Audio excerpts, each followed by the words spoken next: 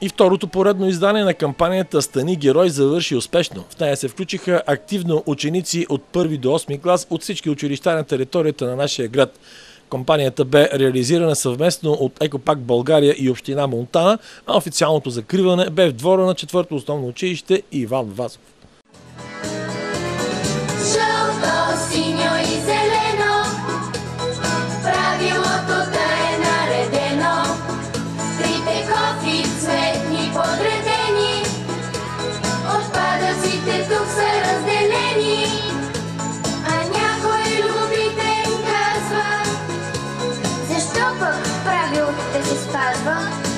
Ще отговорим, запомнете,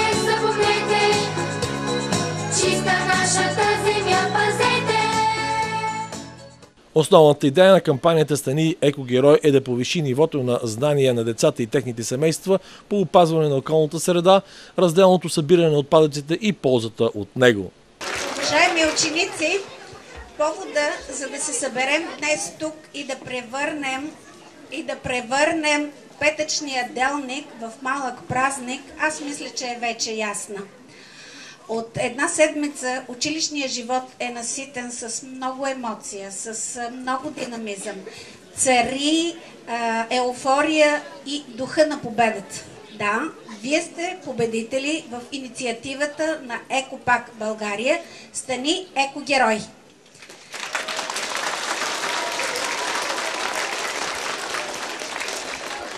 Тази победа е много важна и много ценна за вас, защото вие не се състезавахте по учебни знания и умения, вие се състезавахте по отговорност, по морални ценности. Когато вашите учители ви раздадоха картите за участие и ви разясниха каква е идеята, ние съвсем не сме планирали такава висока активност. Но факт е, че вие приехте инициативата като ваша, превърнахте в ваша лична кауза, говори, че сте убедени, дълбоко убедени в смисъла на това, че трябва да опазваме природата и особено в частта разделното сметосъбиране. Трябва да ви кажа, че съм особено изненадана, защото в вашите семейства също се говори на тази тема. Вашите родители ви подкрепиха в тази инициатива, подкрепиха ви и в училищните инициативи и гостите ще имат възможност да видят много индивидуални и класни проекти, подчинени на темата разделно сметосъбиране. Искам да ви поздравя с победата, да ви благодаря за тази активност и заедно вие с вашите родители показахте, това вече се нарича гражданска отговорност. Вие имате гражданска позиция. Благодаря ви за това, че разбирате идеята за екологията, идеята за това, че заедно можем да опазим природата, можем да се преборим с безразборното замърсяване на природата, която в по-голямата си част е резултат от човешка дейност. Много съм горда, много съм щастлива, че точно вие, нашите ученици, се подписахте и декларирахте отношение, че сте отговорни граждани за бъдещето на планетата Земя. Честита победа! Проектът стартира на 8 декември 2014 година и завърши на 7 януари. През това време всичките 1100 ученика, които участваха в него, по електронен път трябваше да отговарят на 10 въпроса, свързани с опазването на природата, разделното събиране на отпадъците и тяхното рециклиране. За нас е огромно удоволствие да бъдем заедно с вас в този хубав слънчев ден в 4-то училище Иван Вазов, което е победител в инициативата на Екопак "Стани екогерой". Това, което видяхме сега, е толкова трогателно. За това стоят толкова много усилия на всички деца от училището. Искам да ви кажа, че в Монтана участваха абсолютно всички училища в тази инициатива, 11 училища и над 1100 деца се включиха в нея. Хубавото на тази инициатива е, че не само децата участваха, а те участваха заедно със своите родители. Тоест, Децата учат родителите си на разделно събиране и това е изключително похвално. Искам специално да благодаря на господин Живков за усилията и партньорството, което община Монтана, цялата общинска администрация и лично господин Живков оказват през всичките тези 8 години на партньорство. Искам специално да благодаря на госпожа Велизарова и учителския колектив на училище Иван Вазов наистина за тези прекрасни инициативи, за тези проекти, които сте направили заедно. За тази програма, която изнесахте сега. Искам да ви пожелая наистина да ползвате това, което сте научили от инициативата. Нашия град Монтана да става все по-чист, все по-зелен, все по-добро място за живеене и да опазваме околната среда. Благодаря ви и честито! Най-активно в кампанията Стани екогерой се включи 4-то основно училище Иван Вазов. Наградата за това бе специална грамота и мултимедиен проектор, който кметът на Монтана Затко Живков връчи на директора на елитното монтанско училище Ваня Велизарова.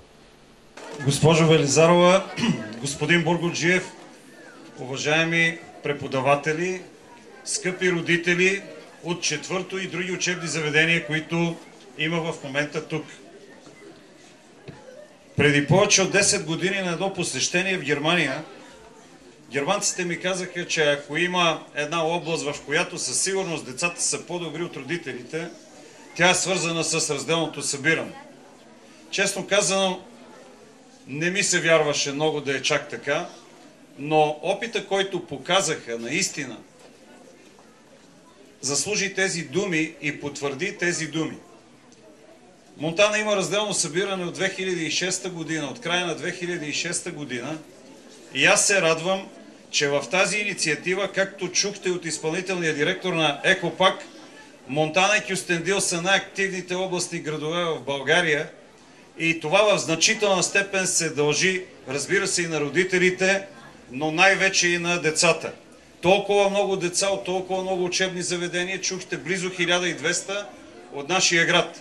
Искам да благодаря на ръководството на 4-то училище, което е спечелило тази надпревара, на всички учебни заведения на територията на Монтана, на всички деца, на всички родители, които са се отнесли по подобаващ начин към тази инициатива. Убеден съм, че между вас няма да има такива, които палят контейнери или такива, които трябва да прибираме заради това, че изхвърлят контейнерите в езерото на Монтенезиум, когато имат известни проблеми с движението.